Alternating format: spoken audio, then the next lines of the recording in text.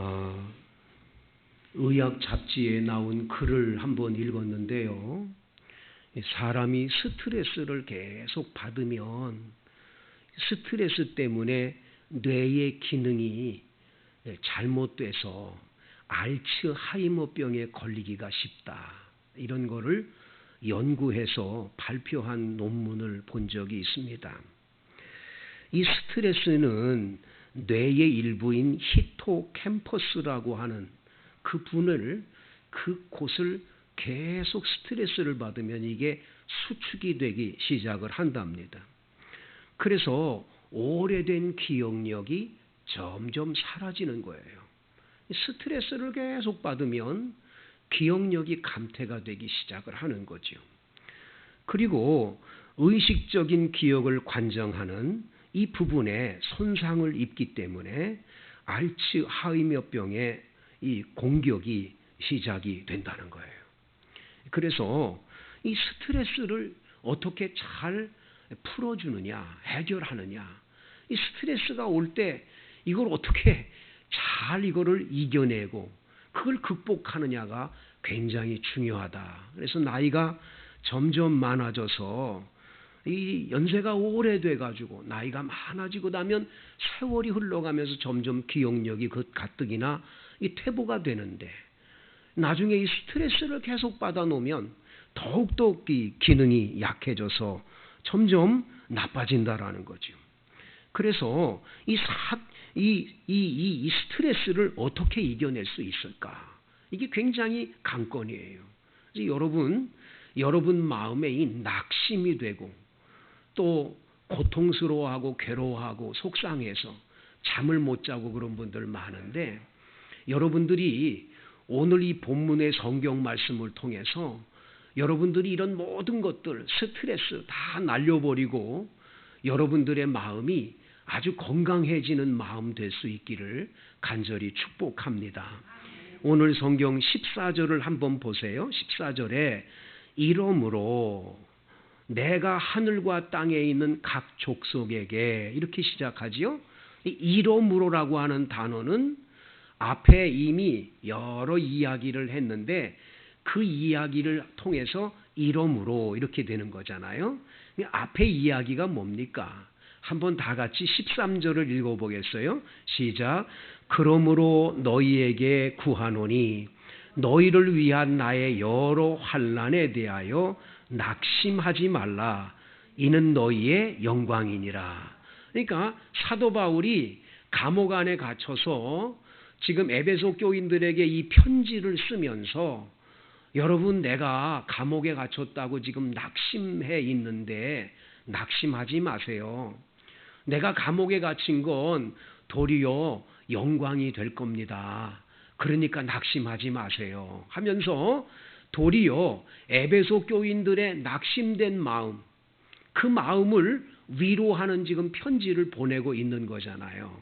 그러면서 이러므로 내가 하늘과 땅에 있는 각 족속에게 이름을 주신 아버지 앞에 무릎을 꿇고 비노니 이 바울 사도가 감옥에서 무릎을 꿇고 간절하게 하나님 아버지 앞에 기도를 하는 거예요.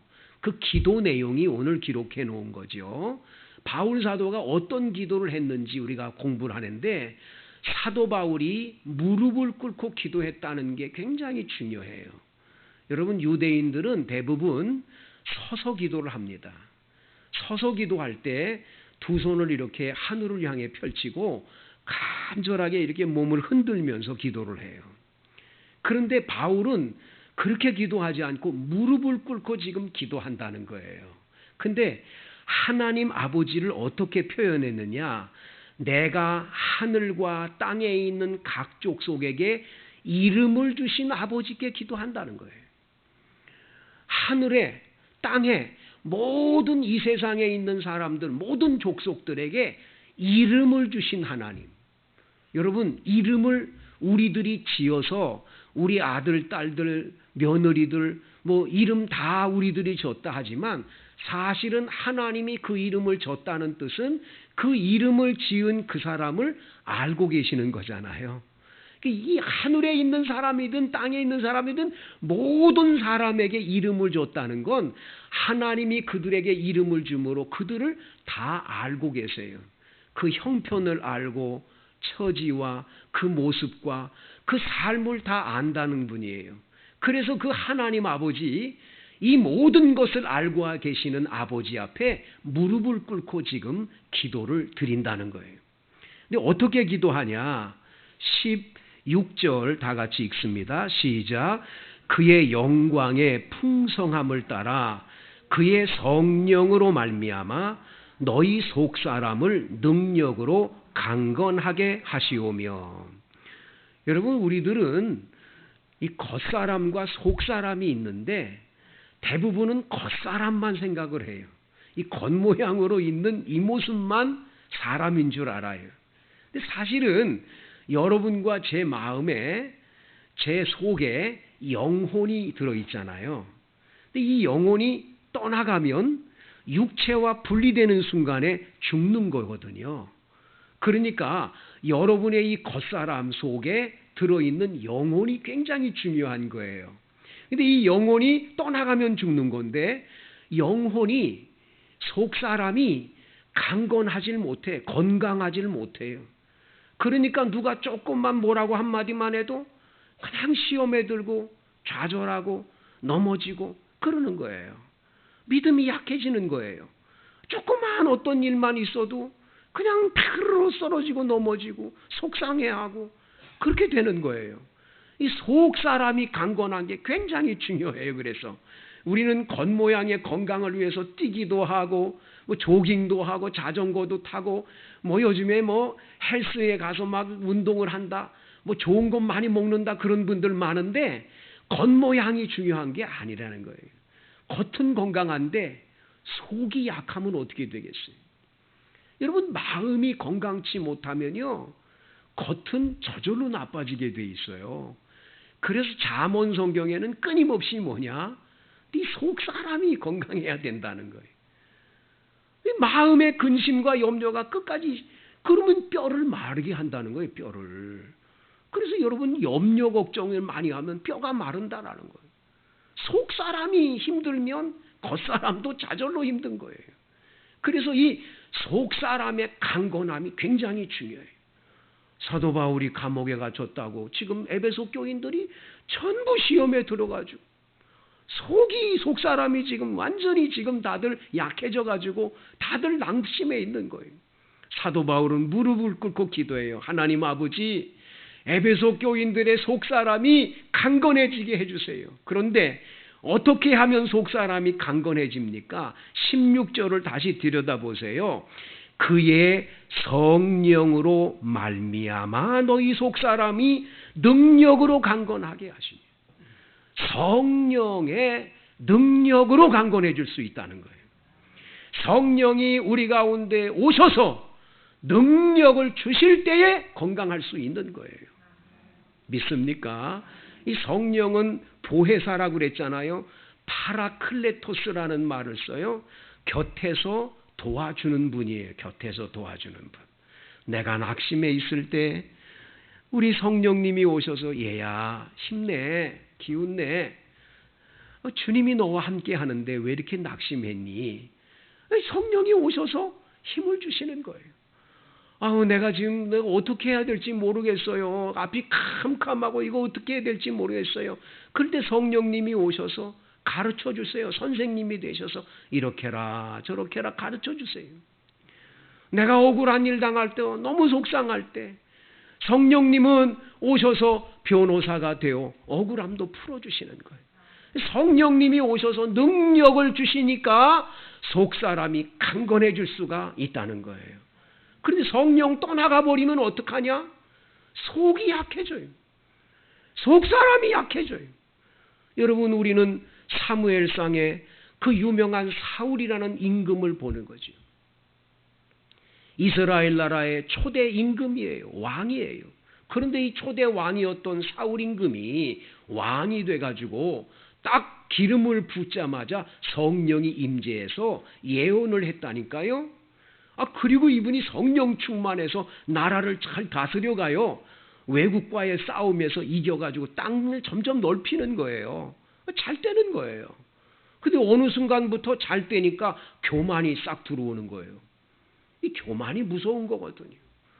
전쟁터에서 이기고 돌아오는데 하나님께 영광 돌려야 되는데 그 영광 돌리긴커녕 자기 기념비를 세웠다 그래요. 자기 기념비. 승리하고 돌아왔다고 기념비석을 세워요. 하나님께 영광을 안 돌려요. 그러면서 끊임없이 거짓말하고 자꾸만 잘못된 길로 가는 거예요. 그러니까 성경에 보면 사울 임금 속에 있던 하나님의 영인 성령이 떠나가요. 성령이 떠나가고 하나님이 부리시는 악신이 들어왔다고 성경은 말해줘요. 여러분, 이 세상의 귀신들은요, 다 하나님이 허락하에 이 귀신들이 활동하는 거예요. 하나님 허락하지 않으면 귀신 활동 없는 거예요. 귀신 활동하죠. 귀신이 들어왔어요. 이 귀신 들어오고 나니까 속 사람이 약해지니까, 성령 떠나고 나니까 얼마나 약해졌냐. 이 사람이 너무 약해진 게 어떠냐. 여인들이 노랫소리 하나에 시험에 들어요. 사울이 죽인 자는 천천히요, 다윗이 죽인 자는 만만이라고 골리앗 장군을 물리치고 전쟁에서 이기고 돌아오는데 그 여인들의 노랫소리 하나에도 이 속사람이 멘탈이 약해지는 거예요. 그냥 무너지는 거예요. 여러분, 이영표라고 하는 축구 선수, 지금 축구 중계 방송할 때마다 해설자로 유명한 이영표 씨가 쓴 책에 보면 축구 경기를 하는데 보면 멘탈이 강한 팀이 이긴다는, 멘탈이. 벌써 들어가기도 전에 상대팀 보면서 우리 졌다, 그 마음으로 들어가는데 어떻게 경기에 이기냐는 거예요. 네? 두려움이 오는 거를 물리칠 수 있는 멘탈이 있어야 되는데 멘탈이 약하니까 안 된다라는 거예요. 속 사람이 약하면 안 되는 거예요.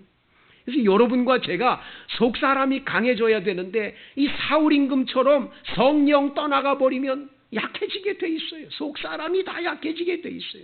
건강치 못한 속 사람이 될 수밖에 없는 거예요. 여러분, 결국은 이 사람, 바로 이 사울이라는 사람은 어떻게 됩니까? 길보아 전투에 가서 이렇게 마지막에 세상을 떠나게 돼요. 그런데 세상 떠나기 전에 다윗이 그렇게 무서운 거예요. 다윗 저놈이 얼마 안 있다가 왕 될 거야. 그래가 다윗 죽이려고 400명의 군사를 끌고 어떻게든지 죽이려고 쫓아다니는 거. 참 기가 막히지요. 자기의 사위인데 사위를 시기하고 사위가 무서워서 사위 때문에 그렇게 인생을 피폐하게 인생을 살다가 마지막에 길보아 전투에서 부상을 입었더니 옆에 있는 칼든 그 아이에게 날 좀 죽여다오 했는데 못 죽이니까 자기 칼에 자기가 몸을 던져서 자결해서 죽는 비참함의 인생으로 끝나는 걸 보게 되는 거예요. 사랑하는 성도 여러분, 끊임없이 우리 인생에는 실패도 오고 어려움도 올 수 있습니다. 낙심하게 만드는 문제들도 많이 있습니다. 그러한 문제들이 우리에게 찾아올 때 끊임없이 사탄은 찾아와서 넌 망했다, 끝장났다, 너는 이제 자살하는 게 제일 좋지 않겠냐, 그러면서 우리 귀에다가 끊임없이 속삭이게 됩니다. 많은 분들이 약해지는 거죠. 바로 그 속사람이 약해져서 이렇게 무너지게 되는 거예요. 그런데 여러분, 성령께서 오셔서 얘야, 그렇지 않다, 네가 지금 조금 힘들고 어려운 일 있다고? 아니야. 너는 하나님이 얼마나 너를 사랑하는데, 너를 향한 하나님의 계획이 얼마나 큰데, 그러면서 성령께서 오셔서 우리에게 끊임없이 용기와 희망과 능력을 주시기 때문에 우리 속사람은 그걸 이겨내고 우리도 살아가는 줄로 믿습니다. 여러분, 구약 성경의 창세기의 요셉 같은 사람을 생각해 보세요. 저는 창세기 요셉을 읽다가 눈물이 그렇게 나더라고요. 얼마나 힘들었을까. 그냥 형들이 미워가지고 물 없는 웅덩이에다 넣는 거예요. 그리고 난 다음엔 지나가는 노예 상인한테 은 20에 팔아버리는 거예요. 세상에 그런 형들이 어디 있습니까? 형들한테 이렇게 버림을 받는 거예요. 가족에게 버림받은 거예요. 노예 생활하면서 열심히 일을 해가지고 보디발 장군 집에서 가정 총무 정도 됐으면 노예로 성공을 한 거예요. 괜찮고요. 이젠 괜찮아지는 거예요. 그런데도 또 이 여인의 유혹이, 그 유혹을 물리쳤으면 상을 받아야 되는데 도리어 모함을 받아가지고 감옥에 갇히는 거예요. 참 기가 막힌 거예요. 이 감옥에 갇힌 장면에 그렇게 눈물이 나는 거예요. 야, 얼마나 억울했겠냐. 천하의 억울함이 그런 거. 얼마나 기가 막히겠어요. 그 억울한 일을 겪으면서도 성경은 끊임없이 요셉에 대한 이야기를 기록할 때 이렇게 기록하는 거예요. 여호와께서 요셉과 함께 하심으로 그가 형통한 자가 돼요. 그 말씀이 그렇게 은혜가 되는 거예요. 그렇게 감동이 되는 거예요. 주님이 함께 하니까 형통한 거예요. 감옥 안에서도 형통한 거예요. 어디 가든지 형통한 거예요. 아무리 죽이려고 해도 죽이지 못하는 거예요. 성령이 지켜주시니까 죽일 수가 없는 거예요. 여러분, 성령이 함께하는 자 아무리 죽이려고 하고 아무리 그래도 아니에요. 승리는 바로 그런 사람에게 오는 줄로 믿습니다. 그냥 놔지지 않는 거예요. 마지막에 이분이 하루아침에 이집트 나라, 이집트 파라오로 있는 그 나라에서 국무총리로 올라가는 거예요. 하루아침에 올라가는 거예요. 그러면 국무총리에 올라갔을 때 그 식량 사러 온 형들을 보자마자 이 나쁜 놈들 다 죽이겠다 그랬는데 그러질 않는 거예요. 왜냐? 속 사람이 강건하니까 안 그러는 거예요. 속 사람이 강건하니까. 오늘 이 창세기 성경에 보면 50장 19절에 그런 말이 나와요. 당신들은 나를 해하려 하였으나 하나님은 그것을 선으로 바꾸사 오늘과 같이 많은 백성의 생명을 구원하시려 하셨나니 당신들은 두려워하지 말라고. 내가 당신과 당신들의 자녀를 기르겠다고 이렇게 말하는 거예요. 얼마나 멋집니까 여러분. 진짜 복수는 이런 복수예요. 이게 복수한 거예요. 이때부터 형들은 꼼짝 못하게 되는 거죠. 여러분, 바로 그렇습니다. 여러분들의 속사람이 강건해지는 게 굉장히 중요한 거예요. 그래서 그리스도인들은 끊임없이 주님 앞에 무릎을 꿇고 기도할 때 하나님, 내 속사람이 강건해지도록 성령의 능력을 부어 주옵소서, 성령 충만을 주옵소서, 성령님 역사에 주옵소서 기도해야 할 줄로 믿습니다. 두 번째, 바울 사도는 뭘 기도했을까요? 17절 시작. 믿음으로 말미암아 그리스도께서 너희 마음에 계시게 하시옵고 너희가 사랑 가운데서 뿌리가 박히고 터가 굳어져서. 여러분, 바울 사도의 두 번째 기도는 이걸 믿으라는 거예요. 이걸 믿으라는 거. 뭘 믿냐? 예수님이 우리 마음에 계시다는 걸 믿어야 된다는 거예요. 예수님은 저 멀리 하늘나라에 계시고 나는 여기 버려진 존재가 아니라 여러분이 예수를 믿을 때에 예수를 영접하는 거예요. 내 마음에 모셔드리는 거예요. 요한계시록에 보면 3장에 내가 문 밖에서 두드리노니 너희가 문을 열면 내가 들어와 너와 먹고 마시리라 하셨어요. 여러분이 예수님을 영접하는 게 중요해요. 내 마음에 계시게 하는 거. 할렐루야. 여기 이 계시다라고 하는 헬라어 단어가 카토이 케이사이라고 하는 뜻이 있어요. 케토이 사이사이라고 하는 뜻은 무슨 뜻이냐? 이 계시는데 어떤 분이 계시냐면 주인님으로 오신 분이에요. 주인님으로. 그러니까 내 마음에 주인님으로 오셔서 여기 계세요 하는 뜻이에요. 사도 바울의 기도는 하나님, 지금 에베소 교인들이 다 낙심되어 있어요. 왜 낙심되어 있냐? 제가 감옥에 있다고 지금 낙심되어 있는데 저분들의 속사람이 건강하게 하시고 더 나가서 저분들의 마음에 예수님이 주인으로 계셔서 저분을 인도해 주세요. 저분들을 인도해 주세요. 여러분, 예수님이 우리 마음의 주인으로 와 계시면 염려할 거 없지요. 걱정할 거 없지요. 왜? 내 삶의 주인이 예수님으로 와 계신데 내가 망하고 내가 안 되고 내가 억울하고 내가 괴롭고 힘들고 한이 맺혀 있고 이런 원한 맺힌 삶의 길을 이렇게 우리가 살도록 내버려 두시겠어요?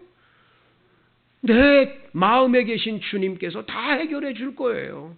그러면서 그걸 주님이 계신 걸 믿으라는 거예요. 믿으라. 하나님이 내 안에 계신 걸 믿으라. 예수님 내 안에 계신 걸 믿으라는 거예요. 여러분, 이거 굳게 믿으시게 되기를 바랍니다. 흔들리지 마세요. 얼마나 여러분 세상 사람들은 여러분한테 함부로 하는지 몰라요. 우습게 여기는지 몰라요. 그런데 여러분, 마귀는 여러분들을 보면 무서워합니다. 두려워합니다. 왜 그럴까요?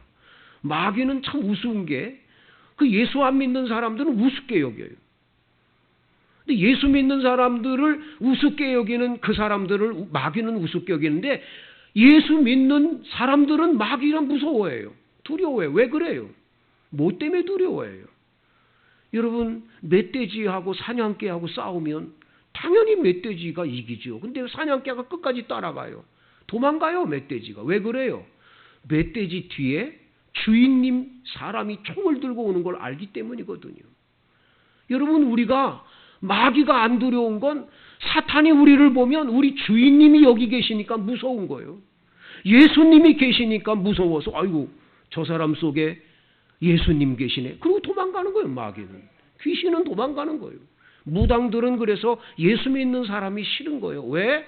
그 사람 속에 예수님이 영이 계시니까 예수님의 영이 계신 사람을 보면 귀신은 무서운 거예요.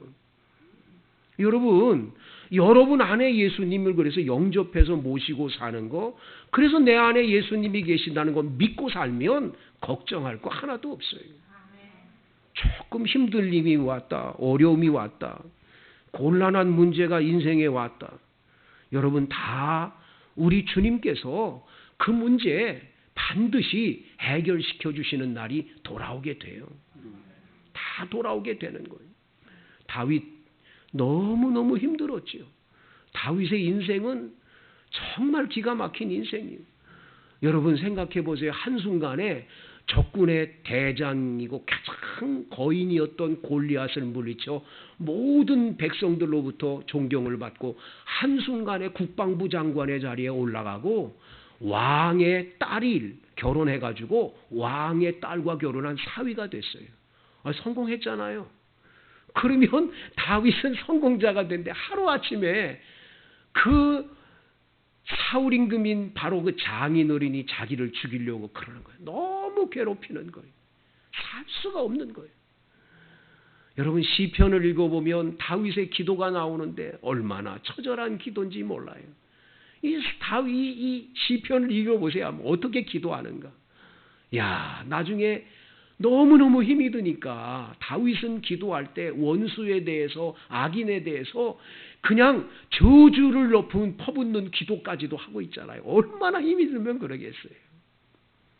그런데 여러분, 다윗의 그 어려움 속에서도 원수인 자기의 장인 사울 임금을 죽이지 않아요. 끝까지 살려둬요. 죽일 기회가 있는데도 살려요. 왜 그래요? 여러분, 딱 한 가지예요. 여호와 하나님이 자기를 지켜주시고 함께 하시고 보살펴주고 있다는 걸 믿기 때문인 거예요. 여러분, 예수님이 나와 함께 계시는 걸 믿으면 두려울 거 하나도 없어요. 걱정할 거 하나도 없어요. 우리 예수님께서 여러분의 삶의 주인 되시기 때문에 그분이 여러분을 복되게 인도할 줄로 믿습니다. 그분은 우리 마음속에 계시는 것뿐만 아니라 17절, 18절, 19절에 보면 그분은 우리를 얼마나 사랑하시는지, 그 사랑에 뿌리가 박히고 터가 굳어졌다고, 얼마나 주님이 그리스도가 이 사랑을 우리에게 많이 주셨는지 오늘 성경 19절에 그 너비와 그 길이와 높이와 깊이가 어떠함을 좀 깨달아 알았으면 좋겠다고, 하나님의 사랑이 얼마나 큰지 좀 알았으면 좋겠다는 거예요. 예수님이, 내 안에 계신 예수님이 나를 얼마나 사랑하는지, 그 사랑을 좀 알았으면 좋겠다는 거예요. 이 지식이 모자라서 하나님 아버지께서 사랑하는 그 사랑을 내가 못 느끼고 사니까 조금만 어려워도 그냥 넘어지고 시험 들고 자꾸 쓰러지는 거예요.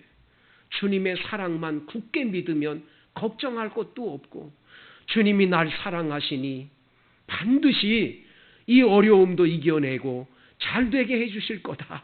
희망이 생기지 않겠습니까, 여러분? 어느 엄마가 쓴 글인데요.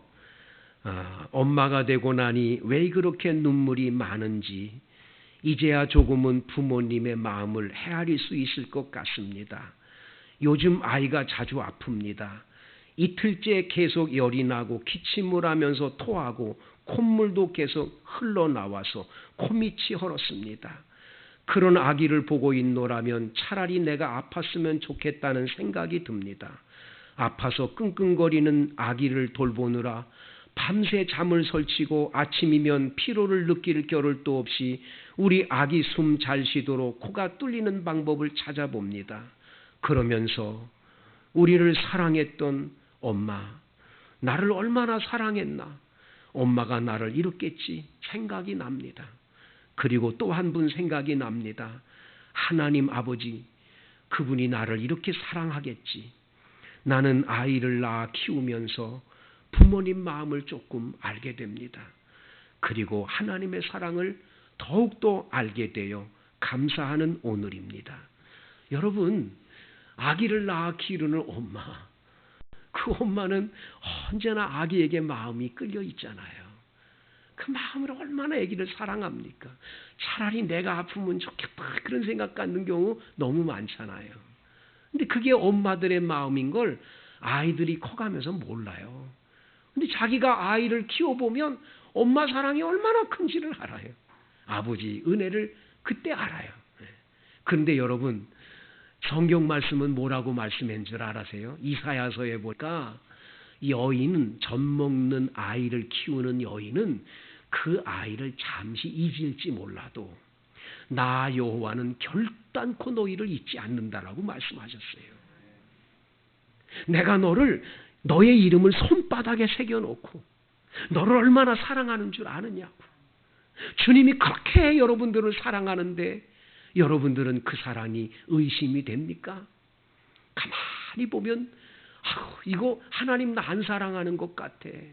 내가 이렇게 힘든데, 내가 이렇게 어려운데, 이렇게 힘들면 주님이 좀 나타나 주셔야 되잖아. 그런데 왜 안 나타나 주시는 거야? 그러면서 하나님의 사랑을 의심을 할 때가 얼마나 우리 많아요. 저도 너무 의심이 되는 거예요. 아이고, 너무 힘이 드니까 의심이 되는 거예요. 너무 힘드니까. 그래, 밤늦게 밖에 나와서 공원을 이렇게 걸으면서 아버지, 나 힘든데 아버지 정말 나 사랑하는 거예요. 아버지께서 나 정말 사랑하는 거 맞아요. 이렇게 억울하고 힘든데 그러면서 울면서 이렇게 걸어가는데 주님이 그러시는 거예요. 야, 내가 너를 위해서 십자가에 못 박혀 몸버려 피 흘렸는데 너 그 사랑 믿냐? 너 십자가 사랑 믿니? 너 그거 하나로도 충분히 내가 너 사랑하는 거 못 믿겠니? 그런데 주님, 나 너무 힘들어서 못 믿겠어요. 너무 힘이 드니까 못 믿겠어요. 그러면서 주님이 말씀하세요. 야, 나는 말이야, 나를 침뱉고 욕하고 때리는 그 사람들을 위해서 아버지, 저들의 죄를 용서해 주세요. 저들은 저들이 하는 일을 모릅니다. 기도했다. 너 그렇게 기도할 수 있을 만큼 고난 당해봤니? 엘리 엘리 라마 사박다니, 나의 하나님 나의 하나님 어찌하여 나를 버리시나이까? 그렇게 너 고통 당해봤니? 그러면서 십자가를 계속 묵상을 시켜주시는 거예요. 그 주님의 음성을 듣고 분연히 일어났습니다. 그리고 눈물을 닦았습니다. 그리고 공원에 내려오면서 찬송을 불렀지요. 예수 사랑하심을 성경에서 배웠네. 우리들은 약하나 예수 권세만 도다. 날 사랑하신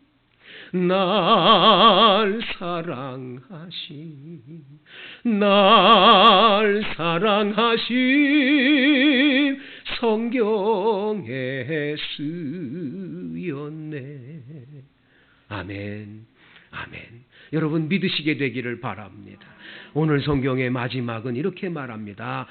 충만하신 것으로 너희에게 충만하게 하시기를 구하노라. 하나님은 충만하게 갖고 계세요. 쌓아두신 복이 충만하세요. 기도할 때마다 주님은 그 충만함으로 복 주실 줄로 믿습니다. 염려하지 마세요. 걱정하지 마세요. 여러분과 함께 계시는 성령님, 여러분의 마음에 계시는 주인 되시는 예수님, 바로 그분이 여러분들에게 항상 같이 하셔서 은혜 주시니 낙심하지 않게 되기를 축복합니다.